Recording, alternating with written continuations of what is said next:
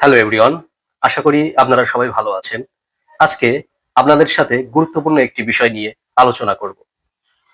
আপনার বাপ-দাদার কিছু জমি আছে। আপনারা জমিটি জরুরি ভিত্তিতে বিক্রি করতে চাচ্ছেন। এবার জমি বিক্রি করবার জন্য আপনি জানতে পারলেন আপনাকে ভূমি উন্নয়ন কর প্রদান করতে হবে। আপনি আপনার স্থানীয় ভূমি অফিসে যেয়ে দেখলেন আপনি যে জমিটি বিক্রি করতে চাচ্ছেন সেই দাগের জমি অন্য কারো নামে রেকর্ড হয়ে গেছে। এই মুহূর্তে আপনি কি করবেন? আপনি যখন দেখবেন আপনার জমি অন্য কারো নামে রেকর্ড হয়ে গেছে, তাহলে সে কোন বুনিয়াদে জমিটি তার নামে রেকর্ড করলো এটা তো আপনাকে আগে বের করতে হবে।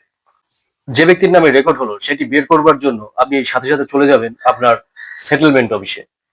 সেটেলমেন্ট অফিসে যে আপনি মাঠ পর্চা চাবেন, আর মাঠ পর্চাটা নিবেন বুনিয়াদ সহ। আপনি যখন বুনিয়াদ সহ মাঠ পর্চাটি আপনার হাতে পাবেন, তখন দেখতে পাবেন সে কোন বুনিয়াদে জমিটি রেকর্ড করলো। আপনি যদি দলিলের সঠিকতা না পান, তাহলে কিন্তু আপনাকে এবার মামলা করতে হবে। আর আপনার এলাকার মৌজার শর্তলিপির গেজেট যদি ১ বছরের মধ্যে প্রকাশিত হয়, তাহলে আপনি এলএসটি কোর্টে মামলা করতে পারবেন। ক্ষেত্র বিশেষে দেওয়ানি মামলা করতে হতে পারে।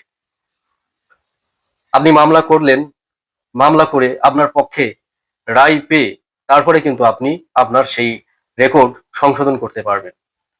এলএসটি বা দেওয়ানি কোর্টের রায়ের বুনিয়াদে আপনি কিন্তু আপনার সেই কাঙ্ক্ষিত রেকর্ড সংশোধন করতে পারবেন। রায়ের বুনিয়াদে কিভাবে রেকর্ড সংশোধন করতে হবে সেটি আমি সামনের ভিডিওতে আলোচনা করব। আজকের ভিডিও এই পর্যন্ত। সকলকে ধন্যবাদ।